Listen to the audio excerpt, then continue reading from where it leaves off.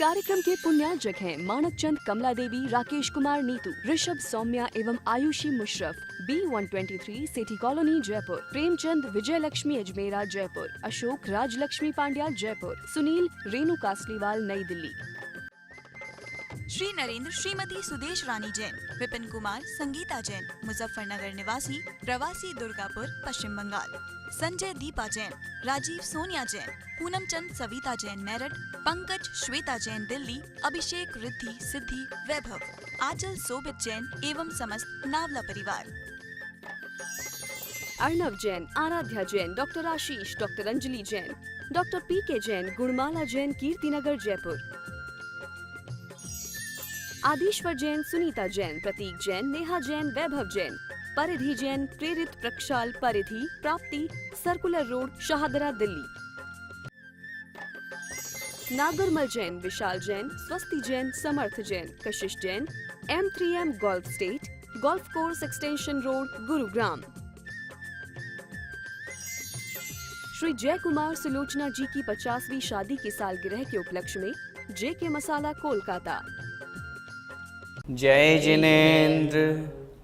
8 कम मुके 8 गुण अणुव में सिद्धे 8 पुड़विण विठे निठ्य कज्जेय वंदिमो नित्यम। पंच परमेष्ठी भगवान की जय। हम सभी ज्ञानशाला में श्रामण्य अधिकार की चर्चा कर रहे हैं।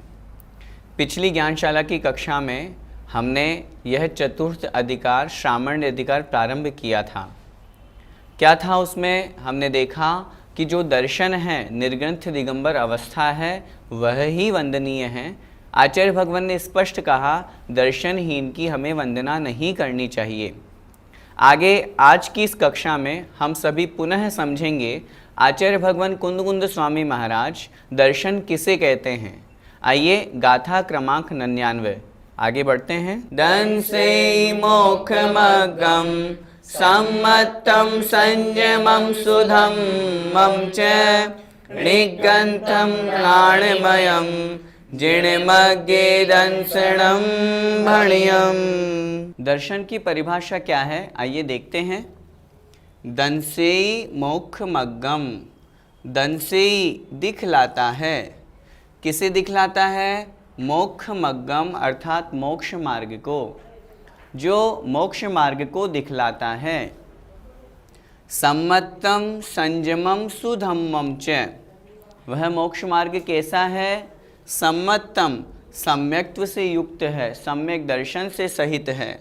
संयमम अर्थात संयम से सहित है।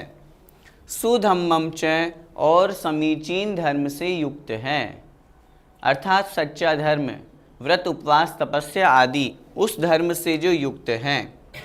अर्थात जो सम्यक्त्व, संयम और सुधर्म रूप जो मोक्ष मार्ग है, उस मोक्ष मार्ग को जो दिखलाता है, उसको बताता है, उस रूप आचरण करता है। निग्रंथम कैसा होता है वह दर्शन?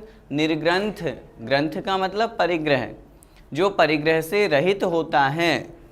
ज्ञानमयम ज्ञानमय होता है, अर्थात सम्यक ज्ञान से सहित होता है। जिणमग्गे दंसणम भणियम, उसे जिणमग्गे जिन मार्ग में अर्थात जिन धर्म में, दंसणम अर्थात दर्शन, भणियम अर्थात कहा जाता है।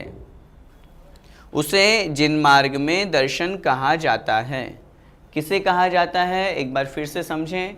पिछली कक्षा में हमने दर्शन की परिभाषा पढ़ी थी, जिसमें आचार्य भगवान कुंद स्वामी महाराज ने बतलाया था कि जो दोनों प्रकार के परिग्रह से रहित होते हैं, संयम को अपने जीवन में ग्रहण करते हैं, और जो खड़े होकर के आहार ग्रहण करते हैं, जो अपने इंद्रियों में पंचेंद्रिय के विषयों को प्रवेश नहीं करने देते, उसका नाम है दर्शन।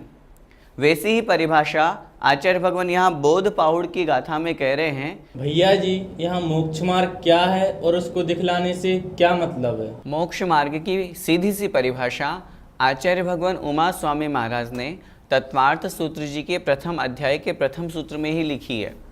वहाँ उन्होंने लिखा, सम्यक दर्शन ज्ञान चारित्राणि मोक्ष मार्ग है। अर्थात सम्यक दर्शन, सम्यक ज्ञान और सम्यक चारित्र वही मोक्ष मार्ग है। और उस मोक्ष मार्ग से युक्त जो जीव है वह मोक्ष मार्गी कहलाता है। यहाँ चर्चा चल रही है दर्शन की। दर्शन का मतलब बाहरी रूप दिगंबर वेश। जो निर्ग्रंथ दिगंबर हैं, परिग्रह से रहित हैं, हमें दिखते हैं कि ये सम्यक दर्शन, सम्यक ज्ञान और सम्यक चारित्र से युक्त हैं, वह मोक्ष मार्गी है और वे दर्शन से युक्त कहलाते हैं। और यहाँ जो कथन किया गया दंसेई मोक्ष मग्गम, जो दिखलाने से तात्पर्य है, वो हमें यहाँ यह समझना चाहिए कि जो उस मोक्ष मार्ग के स्वरूप को प्राप्त किए हुए हैं, सम्यक दर्शन, सम्यक ज्ञान और सम्यक चारित्र, इन तीनों से जो सहित हैं, युक्त हैं, वह मोक्ष मार्गी हैं। और जो उस मोक्ष मार्गी या उस मोक्ष मार्ग को जो धारण किए हुए है, उस रूप जो है, तल्लीन जो है, वही यहाँ पर तात्पर्य समझना चाहिए और वही उससे युक्त होने के कारण से उसे ही दर्शन कहा जाता है। भैया जी, मोक्ष मार्ग में सम्यक्त्व किसे कहा गया है? तत्वार्थ श्रद्धानम सम्यक दर्शनम, अर्थात 7 तत्वों के ऊपर श्रद्धान करना। जीव, अजीव, आश्रव, बंध, संवर, निर्जरा और मोक्ष, ये जो 7 तत्व कहे गए हैं, इनके ऊपर सच्चा श्रद्धान करना कि बस ये ही हैं, इनके अलावा और कोई तत्व नहीं है। इस प्रकार का जहाँ श्रद्धान होता है, जहाँ विश्वास होता है, दृढ़ अटल विश्वास होता है, उसी का नाम है सम्यक दर्शन। 7 तत्वों को मानते तो हैं हम, लेकिन उस 7 तत्वों के प्रति हमारी मान्यता कैसी होती है? उदाहरण से हम समझें, जैसे जीव तत्व। जीव तत्व का स्वरूप क्या है? अर्थात ज्ञान दर्शन चेतना से युक्त होना, अमूर्तिक होना, चित चैतन्य स्वरूप होना, यह जीवात्मा कहलाता है, यह जीव स्वरूप है।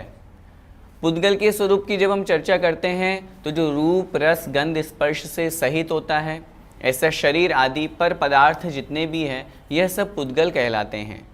अब जिस बात की हम यहाँ चर्चा करना चाह रहे हैं, सम्यक्त्व किसे कहते हैं, तो मात्र इनको जानने का नाम अथवा श्रद्धान करने का नाम सम्यक दर्शन, सम्यक ज्ञान नहीं है। तद्रूप हमारी वैसी परिणति भी होनी चाहिए। हम यदि शरीर को ही आत्मा मान रहे हैं और आत्मा को ही शरीर मान रहे हैं, तो फिर हमारी 7 तत्वों के प्रति श्रद्धान कैसे हुआ, कैसे बना? हमने मान लिया कि शरीर है, लेकिन शरीर के प्रति हमारा राग द्वेष हो रहा है कि नहीं हो रहा? शरीर को ही तो हम आत्मा नहीं मान रहे। शरीर को कष्ट होने पर हम अपने आप को क्या मानते हैं कि हमें कष्ट देने वाले हैं, हमें, मेरी आत्मा को कष्ट हो रहा है, मुझे दुख हो रहा है। हम इस तरह का विचार करें कि आश्रव बंध ये संसार में भटकाने वाले हैं, पंचेंद्रिय की विषय भोग संसार में भटकाने वाले हैं, तो हमें इन्हें छोड़ना है, क्योंकि इससे कर्मों का बंध होता है, कर्मों का आश्रव होता है। जिस सम्यक ज्ञान, वैराग्य को, चारित्र को, संयम को, तप को धारण करने से संवर और निर्जरा होती है, उसे हम कितना ग्रहण कर रहे हैं, इस बारे में हमको विचार करना है। मात्र 7 तत्वों का ऊपर नाम याद कर लिया और उनको समझ लिया, इतने मात्र से सम्यक दर्शन नहीं है, अपितु तद्रूप हमारी वैसी परिणति हो, वैसा आचरण हो, उसका नाम सम्यक्त्व है। तो सम्यक दर्शन की जो अभी हमने परिभाषा पढ़ी, 7 तत्वों के प्रति श्रद्धान करना, वह यहाँ मोक्ष मार्ग में सम्यक दर्शन की परिभाषा के अंतर्गत ग्रहण किया जाता है और उस रूप हमारा वैसा श्रद्धान होना चाहिए। भैया जी, यहाँ पर संयम और सुधर्म से क्या तात्पर्य है? संयम का शाब्दिक अर्थ होता है चारित्र। यहाँ उस संयम से वही चारित्र ही ग्रहण करना है जो सम्यक चारित्र से युक्त हो। सम्यक चारित्र में विशेष रूप से 13 प्रकार के व्रत लिए जाते हैं, जिसमें 5 महाव्रत, 5 समिति और 3 गुप्ती। इन 13 प्रकार के चारित्र का जो पालन करते हैं वे संयम से युक्त मुनि महाराज कहलाते हैं। 5 प्रकार के महाव्रत में अहिंसा महाव्रत, सत्य महाव्रत, अचौर्य महाव्रत, ब्रह्मचर्य महाव्रत और अपरिग्रह महाव्रत। इस प्रकार 5 पापों का पूर्ण रूप से त्याग करना, सूक्ष्म रूप से भी किसी जीव की हिंसा नहीं करना, झूठ नहीं बोलना, चोरी नहीं करना, कुशील अब्रह्म का सेवन नहीं करना और परिग्रह रंच मात्र भी, एक धागा भी अपने पास में नहीं रखना। इस प्रकार 5 पापों का पूर्ण रूप से त्याग करना, यह 5 महाव्रत कहलाता है। 5 समिति। समिति किसे कहते हैं? यत्नाचार पूर्वक प्रवृत्ति करने का नाम समिति है। यह भी 5 प्रकार की होती है।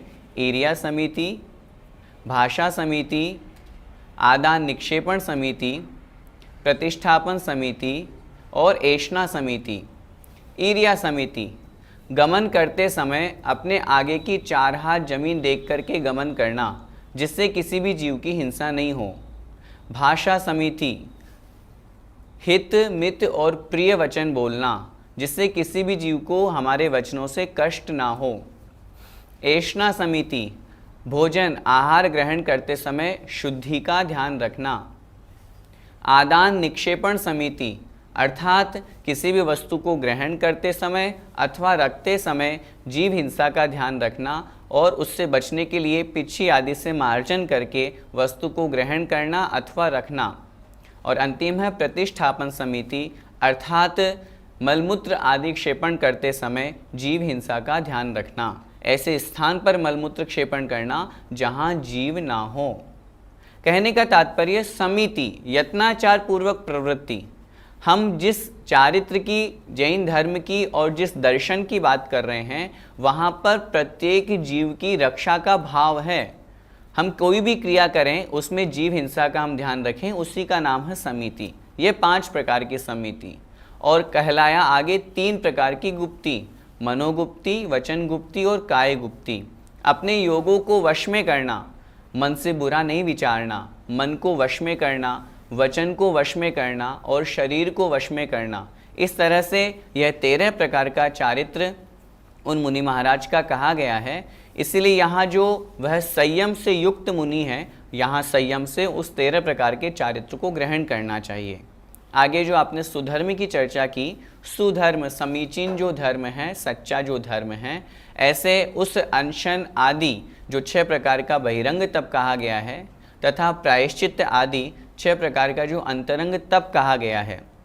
वैसे तो धर्म से तात्पर्य जो जीवों की रक्षा करने वाला है, वस्तु का स्वभाव है, उस रूप धर्म होता है। लेकिन चूंकि यहाँ मोक्ष मार्ग रूप समीचीन धर्म की चर्चा चल रही है, इसलिए यहाँ जो 12 प्रकार के तप तपे जाते हैं उनसे जो युक्त होता है वह सुधर्म से युक्त कहलाता है।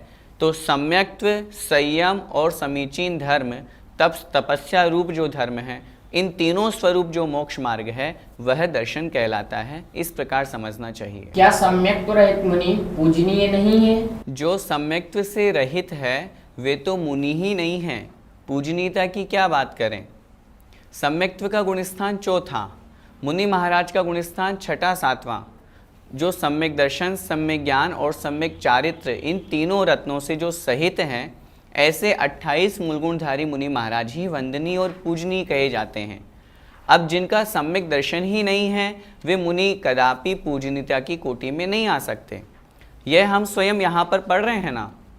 पिछली ज्ञानशाला की कक्षा में भी हमने देखा, पिछली गाथा में भी हमने देखा, आचार्य भगवान स्पष्ट कह रहे हैं, दंसण हीणोण वन दिव्यो, जो दर्शन से हीन है, जिनकी निर्गंथ दिगंबर अवस्था नहीं है।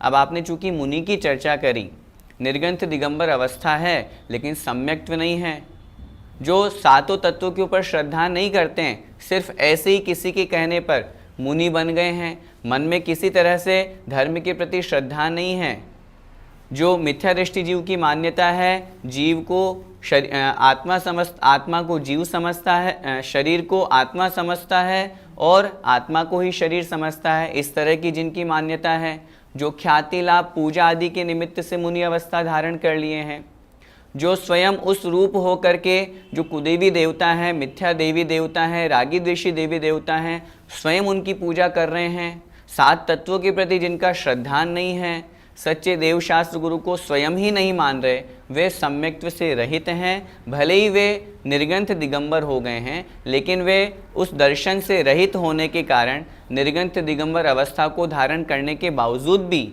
सम्यक दर्शन से रहित होने के कारण वे पूजनीय नहीं हैं। पहली बात। दूसरी बात, जब हम गुणस्थान की अपेक्षा चर्चा करते हैं, अनंतानुबंधी क्रोधमान माया लोग, मिथ्यात्व, सम्यक मिथ्यात्व और सम्यक प्रकृति, इन 7 प्रकृतियों का उपशम होना, क्षय होना अथवा क्षयोपशम होना, यह सम्यक दर्शन कहलाता है। लेकिन हम विचार करें कि किस व्यक्ति को इस प्रकार का सम्यक दर्शन हुआ या किसको नहीं हुआ, ये हम नहीं जान सकते। इसलिए कौन सम्यक दृष्टि है, कौन मिथ्या दृष्टि है, ये हम नहीं पता लगा सकते। हम तो सिर्फ इतना जानते हैं, आगम के अनुसार चर्या करने वाले 28 मूल गुणधारी रत्नत्रय के सेवक जो निर्गंथ दिगंबर पिच्छी कमंडलधारी मुनि महाराज हैं, वे हमारे लिए वंदनीय हैं। यदि 28 मूल गुण के धारी नहीं हैं, उनमें किसी प्रकार का कोई मूल गुण कम हो रहा है, दोष लग रहा है, उनका दर्शन शुद्ध नहीं है, तो फिर वे मुनि नहीं हैं, वे मुनि की कोटि में नहीं आएंगे और उन्हें हम वंदना नमस्कार नहीं कर सकते। दर्शन की परिभाषा समझने के पश्चात अब जो उस दर्शन से युक्त, उस मुनि मुद्रा से युक्त होते हैं, उनका कितना बड़ा महत्व है, वे कितने ऊंचे पद को धारण किए हुए होते हैं, आइए उसे हम समझते हैं। गाथा क्रमांक 100। जह मूलम निविणट्ठे दुमस्य परिवारणत्ति परिवड्ढि तह जिण दंसन भट्टा मूल विणट्ठाण सिज्जन्ति। जह मूलम्नि विणट्ठे, जह जिस प्रकार, मूलम्नि अर्थात जड़ के, मूल के, विणट्ठे नष्ट हो जाने पर, जिस प्रकार जड़ के नष्ट हो जाने पर, दुमस्य अर्थात वृक्ष का, पेड़ का, परिवार जो उसका परिवार है, पेड़ का परिवार तात्पर्य उसका तना, उसकी शाखाएं और उसमें जो आने वाले फल फूल आदि हैं, वे सब णत्थि परिवड्ढि नहीं होते हैं वृद्धि को प्राप्त। क्या मतलब? यदि जड़ ही समाप्त हो गई, जड़ ही नहीं रही, तो फिर वो वृक्ष की उत्पत्ति, स्थिति और वृद्धि कैसे संभव हो सकती है। इसलिए आचार्य भगवान एक उदाहरण के माध्यम से यहाँ हमको समझाने का प्रयास कर रहे हैं। कह रहे हैं, एक बार फिर से देखो, जिस प्रकार जड़ के नष्ट हो जाने पर वृक्ष का जो परिवार है, तना, शाखा, उपशाखा, उसके पत्ते, फल फूल आदि, वे वृद्धि को प्राप्त नहीं होते हैं। तह ठीक उसी प्रकार जिण दंसन भट्टा, जो जिन दर्शन से भ्रष्ट हैं, पतित हैं, गिर गए हैं, जो जिनेंद्र भगवान द्वारा उपदेशित जो धर्म है, निर्ग्रंथ दिगंबर अवस्था है, उस दर्शन से जो भ्रष्ट हो गए हैं, वे मूल विणट्ठा, वे मूल से ही नष्ट हो गए, वे जड़ से ही समाप्त हो गए। इसलिए न सिद्ध्यन्ति, वे सिद्धत्व को प्राप्त नहीं कर पाते हैं, नहीं कर सकते हैं, अर्थात मोक्ष नहीं जाएंगे, मोक्ष अवस्था को प्राप्त नहीं कर पाएंगे। कौन नहीं कर पाएंगे? जो जिण दंसन भट्टा मूल विणट्ठा, जो दर्शन से भ्रष्ट हो गए, वे मूल से ही भ्रष्ट हो गए। कहने का तात्पर्य आचार्य भगवान यहाँ पर कह रहे हैं, पिछली जो हमने गाथा में समझा कि दर्शन किसे कहते हैं, निर्ग्रंथ दिगंबर अवस्था। उस निर्ग्रंथ दिगंबर अवस्था के साथ में संयम का, चारित्र का, तप का पालन करना, 28 मूल गुणों का पालन करना, यह दर्शन कहलाता है। और जिनके पास ये दर्शन नहीं है, चूँकि उनका मूल जो जड़ है, बहुत स्पष्ट कह रहे हैं, यदि किसी भी मकान की नींव ही नहीं है तो फिर वो मकान किस पे टिकेगा, वो मकान रह ही नहीं सकता। ठीक उसी प्रकार जो मोक्ष मार्ग का जो मूल है, उस मोक्ष को प्राप्त करने का जो सबसे पहला रास्ता है, पहली सीढ़ी है, वह है दर्शन, निर्ग्रंथ दिगंबर अवस्था, 28 मूल गुणों का पालन, और आगे की प्रक्रिया फिर वो धर्म ध्यान और शुक्ल ध्यान, वो तो आगे की बात है। तो जब मूल जो है दर्शन है, जब वही नहीं रहेगा तो वह जीव सिद्धत्व को प्राप्त नहीं कर सकता। इसलिए दर्शन का, मुनि मुद्रा का बहुत बड़ा महत्व है। उस महत्व को हम समझें, उस महात्म्य को हम समझें कि निर्ग्रंथ दिगंबर अवस्था को धारण किए बिना मोक्ष संभव नहीं है। इसलिए जो दर्शन से रहित हैं, मूल से विनष्ट हैं, वे सिद्धत्व को प्राप्त नहीं कर पाते। भैया जी, तो जिन लिंग के अलावा अन्य लिंग से मुक्ति नहीं हो सकती? आचार्य भगवान कुंद कुंद स्वामी महाराज ने स्पष्ट कहा, और आगे की कक्षाओं में हम समझेंगे। उन्होंने लिखा, णग्गो विमोक्ष मग्गो शेषा उम्मग्गया सव्वे, अर्थात नग्नता ही मोक्ष मार्ग है। इसके अलावा जितने भी मार्ग हैं, जितने भी लिंग हैं, वे सभी उन्मार्ग कहे गए हैं, कुमार्ग कहे गए हैं, खोटे मार्ग कहे गए हैं। अन्य मत में अथवा जैनेतर परंपरा में जो वैकुंठ अथवा मुस्लिम संप्रदाय में जो जन्नत आदि हैं, वे एक स्वर्ग अवस्था तक की चर्चा करते हैं, मोक्ष की बात नहीं करते। मुक्ति की बात निर्ग्रंथ दिगंबर अवस्था से ही होगी, क्योंकि अन्य संप्रदाय में जो कथन किया जाता है ज्ञान से मुक्ति होती है अथवा यह आत्मा यहाँ से समाप्त हुआ, शरीर छोड़ा, उसको मुक्ति की प्राप्ति हो जाती है। अनेक प्रकार की जो चर्चाएं अनेक अन्य समाजों में चलती हैं, उन सब का खंडन करते हुए आचार्य भगवान कुंद स्वामी महाराज बहुत स्पष्ट कह रहे हैं, नग्नता ही मोक्ष मार्ग है। निर्ग्रंथ दिगंबर अवस्था जब तक धारण नहीं होगी तब तक मोक्ष मार्ग ही नहीं बनेगा, मुक्ति की तो क्या बात करें। तो इसलिए मोक्ष प्राप्त करना है तो निर्ग्रंथ दिगंबर अवस्था को तो धारण करना ही पड़ेगा। बिना निर्ग्रंथ बने, बिना दिगंबर बने मोक्ष संभव नहीं, ऐसा समझना चाहिए। भैया जी, तो क्या मात्र जिनलिंग को धारण करने से मोक्ष की प्राप्ति हो जाती है? नहीं, ऐसा नहीं है। मात्र जिनलिंग को अथवा दर्शन को धारण करने से ही मोक्ष की प्राप्ति हो जाए, ऐसा नहीं होता। एक कार्य के सफल होने में अनेक कारण होते हैं। जहाँ तक मोक्ष प्राप्ति की हम चर्चा कर रहे हैं, सम्यक दर्शन ज्ञान चारित्राणि मोक्ष मार्ग है, ये तत्वार्थ सूत्र का प्रथम अध्याय का प्रथम सूत्र है।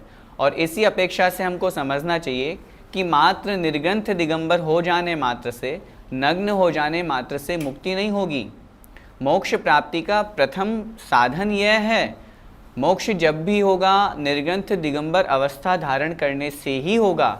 लेकिन मात्र निर्ग्रंथ दिगंबर अवस्था से नहीं, उसके साथ में 28 मूल गुणों का पालन, रत्नत्रय का पालन, सम्यक दर्शन, सम्यक ज्ञान, सम्यक चारित्र से युक्त होकर के जब 28 मूल गुणों का पालन होगा, वे मुनि महाराज धीरे धीरे बहिरंग से अंतरंग की ओर आगे बढ़ेंगे, शुद्धोपयोग की ओर आगे बढ़ते हुए कर्मों का क्षय करेंगे, तब मुक्ति होगी। इसलिए मात्र जिनलिंग से अथवा नग्न होने मात्र से मुक्ति नहीं, उस जिनलिंग के साथ में तद्रूप वैसा आचरण, वैसे परिणाम और वैसे परिणामों की विशुद्धि भी होना अनिवार्य है। वही मोक्ष मार्ग 28 मूल गुणों से युक्त मुक्ति में कारण कहा गया है। भैया जी, यहाँ पर वृक्ष का उदाहरण किस प्रकार समझना चाहिए? वृक्ष के उदाहरण से हमें यह समझना है, आचार्य भगवान वृक्ष की जो जड़ है, वृक्ष का जो मूल है, उसे दर्शन कह रहे हैं, उसको उदाहरण से समझा रहे हैं कि जैसे एक पेड़ होता है, वो पेड़ बहुत बड़ा है, बहुत घना है, बड़ी बड़ी शाखाएं उपशाखाएं उस पेड़ की हैं, लेकिन वो क्यों हैं, उसके पीछे उसका जो मूल कारण है वह उसकी जड़। वो ज़मीन में जितना गहरा उसकी जड़ होगी, उतनी अच्छी प्रकार से वो अपनी स्थिति रख सकता है, अपना प्रभाव दिखा सकता है और उतने अधिक समय तक वो वृक्ष रूप में परिणत रह सकता है। यदि वो जड़ नहीं है तो फिर उस वृक्ष की उत्पत्ति, उस वृक्ष का तना, उस वृक्ष की शाखाएं, उपशाखाएं, उनमें जो पत्ते आ रहे हैं, उनमें जो फूल आ रहे हैं, उनमें जो फल आ रहे हैं, वो कैसे संभव हो सकते हैं। ठीक इसी प्रकार मात्र निर्ग्रंथ दिगंबर अवस्था जब तक ये मूल है मोक्ष मार्ग का और मोक्ष प्राप्ति का, पुरुष लिंग धारण करके निर्ग्रंथ दिगंबर अवस्था जब तक नहीं होगी, तब तक हम रत्नत्रय का पालन, परिग्रह के त्यागी और मोक्ष मार्ग में आगे नहीं बढ़ सकते।